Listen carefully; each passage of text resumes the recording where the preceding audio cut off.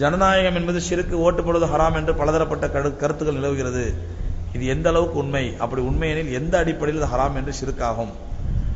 இதுக்கு நான் ஒரு வரி 2 வரியில் தான் பதில் சொல்ல முடியாது. நீங்கள் என்னுடைய எலெக்ஷன் நேரத்தில் நான் பேசின பேச்சு makamaji.com நெட்டில் இருக்குது. அதுலேருந்து டவுன்லோட் பண்ணி பாருங்கள், பார்க்க தெரிஞ்சவங்க. இல்லைன்னா தெரிஞ்சவங்கள்ட்ட சொல்லி சீடியில் எடுத்து நீங்கள் அந்த ஸ்பீச்சை பாருங்கள். அதில் ஜனநாயகம் என்பது எதனால் ஹராம் அப்படிங்கிறத தெளிவாக சொல்லியிருக்கிறேன். இருந்தாலும் சகோதரர் கேட்டதுனால ஒரு சில விளக்கங்களை சொல்கிறேன்.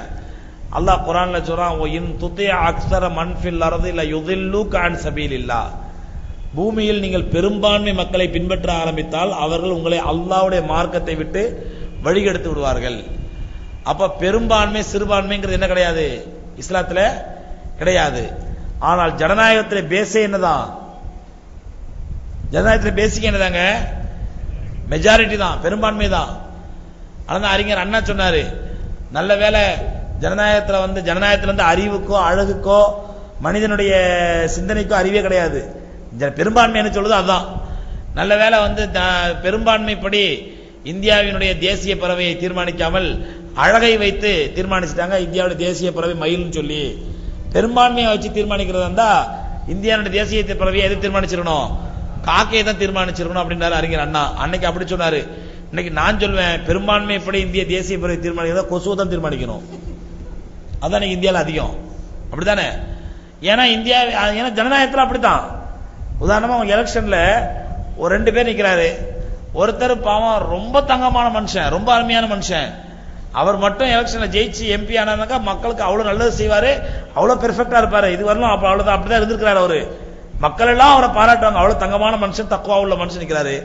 அவரை ஏத்து நிக்கிறான் 1ஆம் நம்பர் அரசியல்வாதி. இன்னைக்கு அரசியல்வாதி அவர் ஏத்து நிக்கிறான். 1ஆம் நம்பர் ஷைத்தான்னு சொல்லக்கூடாது, 1ஆம் நம்பர் அரசியல்வாதி.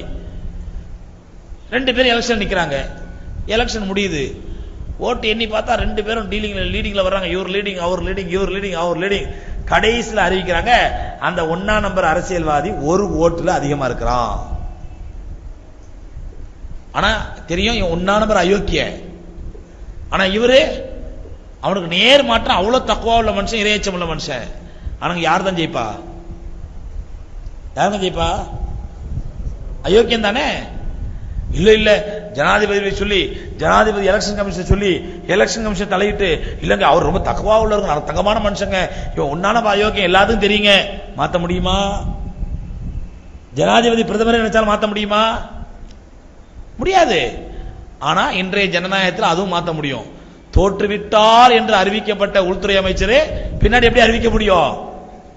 ஜெயிச்சுட்டு தான் மாத்தவும் முடியும். இதுதான் ஜனநாயகம். அப்ப அதனால ஜனநாயகம் என்பதே முழுக்க முழுக்க மெஜாரிட்டி தான் பேசிக். இஸ்லாத்திலே மெஜாரிட்டிக்கு இடமே கிடையாது. அல்லாஹ் குர்ஆன்ல சபீலில்லாஹ், பூமியிலே நீங்கள் பெரும்பான்மை மக்களை பின்பற்ற ஆரம்பித்தால் உங்களை அல்லாஹ்வுடைய பாதையை விட்டு வழிகெடுத்து விடுவார்கள். இன்னைக்கு பெரும்பான்மை மக்கள் சொல்றதான் சட்டம் சொன்னா நாமெல்லாம் யாரா மாறிடுங்க?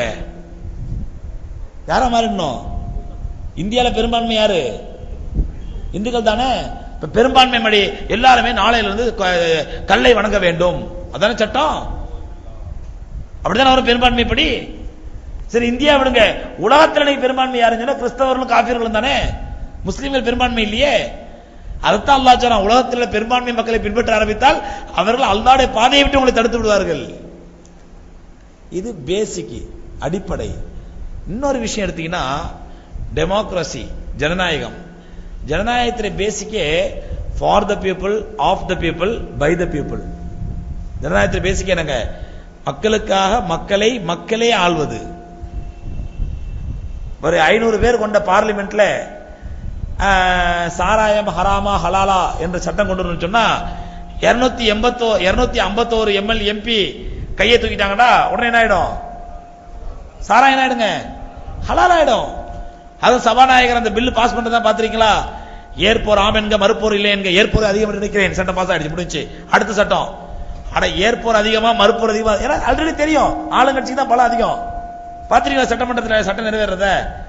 ஏற்போர் ஆம் என்க, மறுப்போர் இல்லை என்க அப்படிங்குவாரு. உடனே ஆம் அப்படின்னு சத்தம் வரும். உடனே ஏற்போரை அதிகம் என்று நினைக்கிறேன், சட்டம் பாஸ் ஆயிடும், முடிஞ்சு.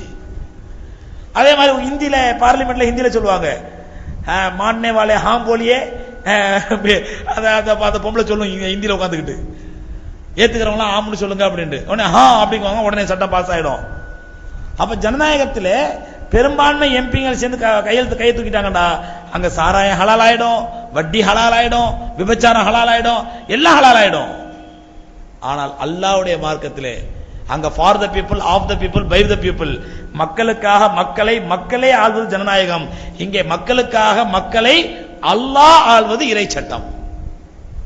அது என்ன வித்தியாசம்? அங்க சட்டத்தை இயற்றுபவர்கள் மக்கள், இங்கே சட்டத்தை இயற்றுவது யாரு? அல்லாஹ். இதுதான் ஜனநாயக ஆட்சிக்கு இஸ்லாமிய ஆட்சிக்கு வித்தியாசம். புரிஞ்சுங்களா? ஹசரத் இந்தியா மாதிரி ஜனநாயக நாட்டில் நான் ஓட்டு போடாம இருந்தா முஸ்லிம்கள்லாம் ஓட்டு போடலடா அப்படியே பிஜேபி வந்துருவோம், வந்து அப்படியே இனி இந்த பூச்சாண்டிலாம் காட்ட முடியாது. அங்க செதறி சின்ன விடமா போயிடுச்சு, அந்த பூச்சாண்டிலாம் காட்ட முடியாது. எல்லாத்துக்கும் மேல ஓட்டு போடுவது என்பது போதுங்க, இவ்வளவு விளக்கம் போதும். சரி, உங்கள்ட்ட இருக்குதா ஜனநாயகத்தை பற்றி சீர்ந்த சகோதரருக்கு தான் வேணா அதை போட்டு கேட்டுங்க.